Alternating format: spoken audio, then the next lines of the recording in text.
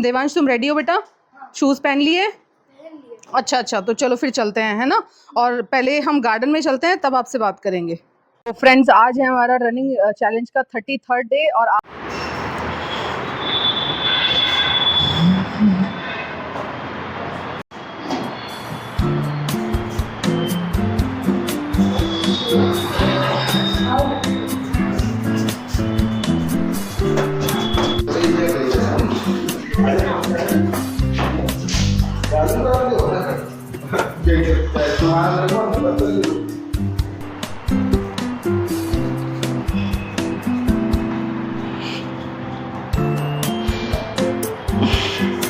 तो चलो फ्रेंड्स, शुरू करते हैं बिना देरी के।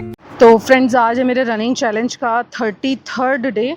और सामने आप देख सकते हैं खौरा बहुत ज़्यादा है, लेकिन चैलेंज का मतलब ही होता है कि कंडीशन बाहर की कुछ भी हो, लेकिन आपको वो काम करना ही करना है। तो इसलिए मैं अपना रनिंग स्टार्ट करूँगी अब, और बीच बीच में हम लोग बात भी करते चलेंगे। तो आप भी मुझसे जुड़े रहिए तब तक। तो देखो, मैं आपको एक रूल बता देती हूँ। शुरुआत में स्टार्टिंग में क्या होगा ना, कि जब भी आप स्टार्ट करेंगे तो बहुत मुश्किल होती है। मैं अगर अपनी बात करूँ ना, आज जब मेरा 33rd डे है, मुझे दौड़ने में बिल्कुल भी परेशानी नहीं हो रही। लेकिन जब मैंने शुरुआत की थी, तो शुरुआत के वक्त बहुत ज़्यादा पैरों में दर्द हुआ करता था, और इनफैक्ट सांस बहुत फूला करता था।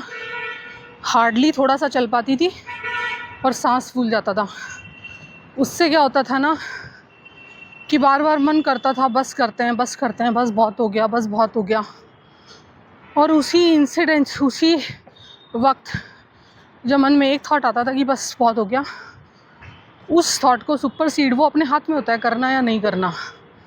जो कर देते हैं वो बैठ जाते हैं, और जो नहीं करते हैं वो कंटिन्यू अपने टारगेट्स अचीव कर लेते हैं। तो सक्सेसफुल होना है किसी काम में, जब भी करना स्टार्ट करोगे, बार बार मन से आवाज़ आएगी, रुक जाओ रुक जाओ, नहीं करना, थोड़ा सा रिलैक्स कर लो, थोड़ा सा आराम कर लो, है ना। लेकिन उसी वक्त देखो, मैं अपने अगर माइंड की बात करूँ ना, तो अपने माइंड में दो तरह के माइंड एक साथ वर्क करते हैं। एक माइंड जो हमें डिस्करेज करता है, और एक माइंड जो हमें मोटिवेटेड रखता है। आपको सिर्फ करना ये है, जो भी माइंड आपको मोटिवेटेड रखता है ना कोई काम को करने के लिए, आपको बस अपने उसी माइंड की बात सुननी है। जो माइंड आपको काम करने, मतलब जो थॉट्स, आपको थॉट्स पे खेलना है। जो थॉट आपको कोई काम करने से रोकता है ना, उस थॉट को अंडरमाइन करना है। देखो, विनर्स और लूज़र्स में किसी चीज़ का फ़र्क नहीं होता। वही दो हाथ पैर विनर्स के हैं, वही दो हाथ पैर लूज़र्स के हैं। वही बॉडी स्ट्रक्चर भगवान ने जब दिया होता है, जब वो बच्चा होता है, उस वक्त भगवान ने एक से एक बड़े विनर को और एक से एक बड़े लूज़र को सेम स्ट्रक्चर के साथ पैदा किया होता है। भगवान ने किसी तरह की कोई नाइंसाफ़ी नहीं की होती, है ना। तो ये उस पर्सन के हाथ में है कि जब वो धीरे धीरे बड़ा होता है, और उस वक्त जब उसकी कंडीशनिंग होती है, और कंडीशनिंग स्पेशली सबसे बड़ी कंडीशनिंग तो करते हैं उसके माँ बाप। एक पर्सन की पर्सनालिटी डेवलपमेंट में सबसे बड़ा जो रोल है ना, की प्लेयर, वो सक्सेसफुल होगा या वो लूज़र बनेगा, सबसे बड़ा हाथ होता है उसके माँ बाप का। और ये मैं नहीं कह रही हूँ, ये मेडिकल साइंस में प्रूवन, साइकोलॉजी का प्रूवन। मैं आजकल साइकोलॉजी पढ़ रही हूँ, human psychology, out of interest मैं पढ़ रही हूँ। तो एक पर्सन की पर्सनालिटी में सबसे बिगेस्ट रोल जो है ना, वो उसके मदर फादर का है। मदर फादर जो कंडीशनिंग करते हैं ना, वो कंडीशनिंग उनकी 3rd ईयर से 2nd ईयर से शुरू हो जाती है। ये करो, वो करो, ये मत करो, वो मत करो, ऐसे करने से ये हो जाएगा, वैसे करने से वो हो जाएगा। बहुत ज़्यादा प्रोटेक्टिव रोल में पेरेंट्स आ जाते हैं। उससे होता क्या है ना, ज़रूरी है प्रोटेक्शन करना बच्चे का, ज़रूरी है कि बच्चे को समझाया जाए, लेकिन पौधे को पनपने तो दो यार। पौधा पनपने से पहले ही आप उसकी काट छाँट करना शुरू कर देते हो, डेफिनेटली वो पौधा अपने फुल पोटेंशियल तक कभी नहीं पहुंच पाएगा। तो कंडीशनिंग की अगर बात करें ना, मैं अपनी कंडीशनिंग की बात कर रही हूँ। मेरे मदर फादर ने मुझे किसी काम से, बीइंग एन गर्ल, मैं लड़की थी, एक स्मॉल टाउन में थी, देखो मैं अपने कामों को लेके अगर इतनी ज़्यादा पंक्चुअल हूँ ना, तो मैंने अपने पापा को बहुत ज़्यादा पंक्चुअल देखा है। किड्स के लिए छोटी उम्र में जो बिगेस्ट आइडियल पर्सन होता है ना, वो उसका फादर होता है यूजुअली।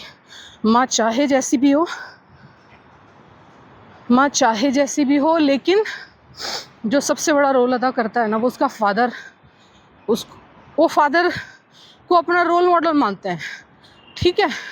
अब दूसरा गेम, रोल मॉडल तो बना लिया कि फादर जैसा बनना है, अब उसमें फादर उनको बनने देता है अपने जैसा या नहीं बनने देता, वो डिपेंड करता है मदर फादर मिलके जो उसकी कंडीशनिंग करते हैं। उसे खुला छोड़ो, उसे करने दो जो वो करना चाहता है। 3-4 साल से लेके बेटा यहाँ नहीं जाओ, गिर जाओगे, रो जाओगे, चोट लग जाएगी। मैंने कभी भी देवांश को चोट लगने से नहीं रोका। मुझे लगता भी था कि इस काम में डेंजर हो सकता है, मैं वहाँ प्रेजेंट रहती थी और मेरी नज़र रहती थी देवांश पे, लेकिन मैंने कभी भी उसको वो काम करने से नहीं रोका। और आज जब मैं देखती हूँ ना, मेरा बेटा अपने पीयर ग्रुप, जो भी इसके साथ के लड़के हैं ना, उनके कंपैरिजन में कहीं ज़्यादा करेजियस और कहीं ज़्यादा कहते हैं ना कि वो स्टेप लेके हिम्मत से वो काम कर लेता है। तो जब वो, इसका कारण है कि जब वो 2-3 साल का था ना, वो जब छोटे से बड़ा हो रहा था, वो जब एक बिल्कुल इन्फेंट से जब वो बेबी बनने वाली जो कंडीशन है ना, मैंने उसको किसी काम से रोका नहीं। मैं उसे देखती रहती थी, उसकी एक्टिविटी पे मेरी वॉच रहती थी। तो उसका नतीजा है वो आदत जो मैंने इसमें डाली, ना डरने की। कोई भी नया काम करने से मतलब बचना नहीं है, करना है जो काम आपको, वो करना ही है। करके देख लो यार, ज़्यादा से ज़्यादा क्या होगा। तो फ्रेंड्स, एक्चुअली हुआ क्या था, अभी ना मेरा फ़ोन ऑफ हो गया था बैटरी डिस्चार्ज की वजह से। एक्चुअली फ़ोन को हो चुके हैं पिछले शायद 2 साल, जब से मेरा चैनल ओपन हुआ है तब से मैं इस फ़ोन को यूज़ कर रही हूँ। और अब मेरा फ़ोन हो गया था बंद, और उसके बाद मैं ऊपर गई, फ़ोन चार्ज किया, तब तक थोड़ा सा रोशनी हो गई। आप देख रहे हैं कि कितना शानदार नज़ारा है। और अब मैं अपनी जो मेरी जॉगिंग थी उसको रिज्यूम करूँगी, और लगभग 1 किलोमीटर ही कर पाई थी मैं आपसे बात करते करते, और अब मैं आगे की रिज्यूम करती हूँ। हम कुछ बात कर रहे थे, उसी बात को दोबारा कंटिन्यू करेंगे। तो इसलिए मैंने जो शुरू से, जो अपने बचपन से ही मेरी कंडीशनिंग थी ना, वो ऐसी थी कि काम करो, कोई प्रॉब्लम लगे, जो गलती की उससे सीख लो, और सीख लेके फिर आगे वो गलती नहीं दोहरानी है ना। सिर्फ इसी वजह से आज भी देखो, बच्चे की जो कंडीशनिंग 10-12 साल तक, 15 साल तक उसके माँ बाप कर देते हैं ना, लगभग वही कंडीशनिंग उस बच्चे की पूरा लाइफ टाइम बनी रहती है। मतलब आपको यूँ लगता हो ना कि आप बच्चे को बचपन में प्यार कर रहे हैं, उसको प्रोटेक्ट कर रहे हैं, उसकी केयर कर रहे हैं, तो आप यूँ समझ लेना, जो आप उसे 10 साल तक, 12 साल तक जो आप उसे बना देंगे ना, वो बच्चा पूरी ज़िंदगी बस वही बना रहेगा। अगर आपने अपने बच्चे को ओवर केयर, ओवर प्रोटेक्शन करके वो बाबू सोना बना के रखा, तो आप समझ लेना आप एक वीक, एक कमज़ोर लड़का या लड़की जो भी है वो ग्रो अप कर रहे हो। कोई ऐसा मिरेकल नहीं होने वाला कि वो लड़का बाद में जाके स्ट्रॉन्ग बन जाए। और दुनिया में जो सस्टेन कर पाते हैं, जो सक्सेसफुल हो पाते हैं ना, वो केवल स्ट्रॉन्ग लोग हो पाते हैं, पावरफुल लोग हो पाते हैं। और जो बाबू सोना जैसे लोग होते हैं ना, वो कुछ ज़िंदगी में खास कर नहीं पाते, वो हमेशा वो अगर एक प्रोटेक्टिव माहौल में रहेंगे तो वो सस्टेन कर जाएंगे। लेकिन आप खुद सोचो, क्या आप उनके साथ उनकी ज़िंदगी पूरे होने तक आप रह पाओगे क्या? मुझे तो पता है कि एक दिन बच्चे का साथ छोड़ के माँ बाप चले जाते हैं, है ना, हमेशा के लिए। तो आप उस दिन के बाद का सोचना अपने बच्चे का, क्या आपके जाने के बाद भी बच्चा उसी केयर और प्रोटेक्शन में जी पाएगा या नहीं जी पाएगा। और वो केवल स्ट्रॉन्ग आदमी ही है।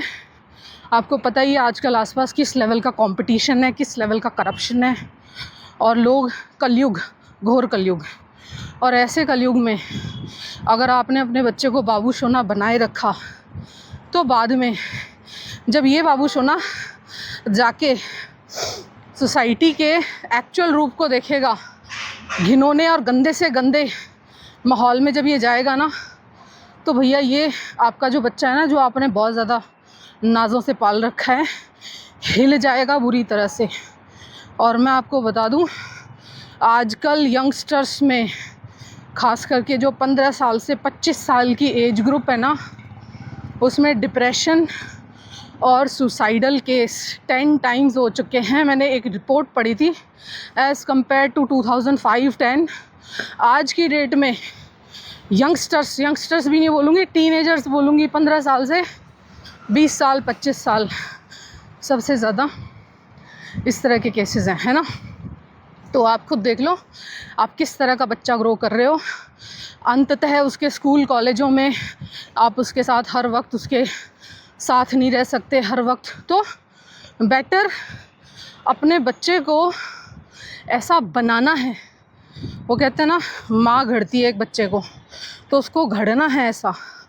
कोई भी बच्चा जन्मजात स्ट्रॉन्ग या फिर वो क्या बोलते हैं बाबू सोना टाइप नहीं होता। उसकी पेरेंटिंग, उसके माँ बाप की पेरेंटिंग जो होती है ना, वो उसको जो कहते हैं ना सेट करती है उस बच्चे का सेटअप पहले 10 साल। उसके बाद जो है ना, अगले 10 से 20 साल का जो टाइम है, वो बाकी का रोल आता है। उसकी एजुकेशन किस तरह की है, एजुकेशन कैसी है, सोसाइटी के नॉर्म्स कैसे हैं। अब कई बार होता है कि ना, पर्सन बुरा नहीं होता, माँ बाप बुरे नहीं होते, आसपास की सोसाइटी ना, वो इतने कमीन नहीं बोलूँगी, मतलब वो इतने निकम्मे लोग होते हैं ना, वो देखना नहीं चाहते आपका बच्चा ग्रो कर रहा है, वो देखना नहीं चाहते आपके बच्चा खड़ा है, स्टैंड कर रहा है, उनके बच्चों से ज़्यादा आगे निकल रहा है।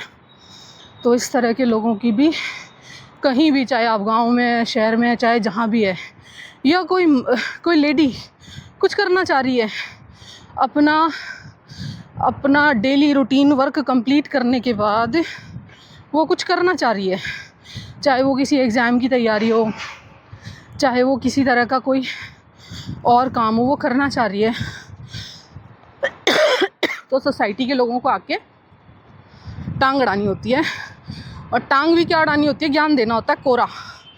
कोई आपका 1 रुपए का ना साथ देता, ना 1 सेकंड का आपका कोई काम करता, लेकिन ज्ञान दे के टनों आपकी लाइफ में जहर घोलते रहते हैं। तो इस तरह के लोगों से भी आपको सावधान रहना है ना। रही बात बच्चे की, तो जब बच्चा बड़ा हो रहा है ना, जब वो 10 से 20 साल का होता है, एटलीस्ट 15 साल तक का, जब तक वो 12th पास करता है, तब तक आपको अपने आसपास के रिलेटिव्स, अपने आसपास के जो आपके पड़ोसी हैं, जो सो कॉल्ड आपके रिश्तेदार हैं, उन लोगों से भी बच्चे को थोड़ा सा प्रोटेक्ट करके चलना है। क्योंकि आपको नहीं पता कि आपके आसपास कौन आपसे किस लेवल का बदला लेने का वेट कर रहा है। और कई बार जब पर्सन ना, मैंने बहुत बार देखा है, जब पर्सन सामने से किसी तरह का रिवेंज नहीं ले पाता ना, तो उसका दूसरा निशाना होता है आपके बच्चे। क्योंकि वो उनके लिए सॉफ्ट टारगेट होता है। उनको पता है कि मैं इसका तो कुछ नहीं बिगाड़ सकता, लेकिन इसके बच्चे को बिगाड़ सकता हूँ। तो मैंने बहुत केसेस में देखा है, रिश्तेदार, पड़ोसी या आसपास का कोई नियर जो भी आपका परिवार वाला है, वो बच्चे पे किसी तरह की नेगेटिव कंडीशनिंग करना शुरू कर देते हैं, चाहे वो नेगेटिव कंडीशनिंग, चाहे उसमें किसी तरह का कोई नशा करने की लत या कोई बुरा काम सिखाने की लत। लड़कों को तो बहुत 50 तरीके हैं बिगाड़ने के। तो प्लीज़ बच्चों का ध्यान रखिए। आजकल सेफ्टी की ज़रूरत लड़कियों को नहीं है, आजकल सेफ्टी की ज़रूरत लड़कों को ज़्यादा है। लड़कियां तो सदियों से, जो बच्चियां होती हैं ना, सदियों से लोगों ने उनको सहेज के और संभाल के रखा है। आज जो बड़ा टाइम है ना सहेज के और संभाल के रखने का, वो मेल चाइल्ड का ज़्यादा है, क्योंकि मेल चाइल्ड को हम यूजुअली थोड़ा ओपन छोड़ते हैं और ऐसे में वो बहुत सॉफ्ट टारगेट होता है जो भी आपसे बदला लेना चाहता है उस पर्सन के लिए, है ना। तो बस यही सब बातें दिमाग में थी, आपसे करना चाहती थी। और अब मैं अपना वॉक कंप्लीट कर लेती हूँ। उस वॉक को कंप्लीट करने के बाद हम जो भी दिन में करेंगे वो आपको बताते जाएंगे। मेरी वीडियो अच्छी लगा करें, लाइक कर दिया करें। और मैं चाहती हूँ आप लोग मुझसे डेली जुड़ें। मेरी कोई बात पसंद नहीं आती है, आपको मानने की ज़रूरत नहीं है, आप उस पर मुझे अपना रिजेक्शन ज़ाहिर करें। मेरी कौन सी बात आप उससे सहमत नहीं हैं, मैं उसका जवाब ज़रूर दूंगी आपको जिस भी चीज़ से, जिस भी बात से असहमति है, प्लीज़ कमेंट बॉक्स में अपना असहमति ज़रूर दर्ज कराएं। अगर कोई डिसिमिलर थॉट्स, जो कुछ अलग मुझे लगेगा कि हाँ ये चीज़ मुझे नहीं पता थी। देखो, मैं एक कीन लर्नर हूँ, मतलब मुझे बहुत अच्छा लगता है जब मुझे कोई नई बात पता चलती है ना। अगर कोई मुझे क्रिटिसाइज़ करता है और उस क्रिटिसिज्म के पीछे कोई वैलिड रीज़न है, कोई वैलिड पॉइंट है, तो बजाय उस पर्सन को नकारने के, मैं उस पर्सन को अपना दोस्त बनाती हूँ और उससे वो बात सुनने समझने की कोशिश करती हूँ और उसको थैंक यू करती हूँ कि हाँ भैया ये बात मुझे नहीं पता थी, थैंक यू सो मच, आपने मुझे ये बात बताई। तो इसलिए आपको जो भी लगता है ना मेरी लाइफस्टाइल को लेके, मेरे खान पान को लेके, वो आप मुझे ज़रूर बताएं, ठीक है। और अगर स्टॉक से रिलेटेड आपका ज़रा सा भी इंटरेस्ट है तो मेरा स्टॉक गुरु चैनल भी है, आप उस चैनल पे भी जाके मेरे स्टॉक मार्केट रिलेटेड चीज़ों का आनंद ले सकते हैं। और अभी मैं अपनी वॉकिंग जॉगिंग कंप्लीट कर लूँ, क्योंकि लगभग 2 किलोमीटर का हो गया है और 1 किलोमीटर और रिमेनिंग है।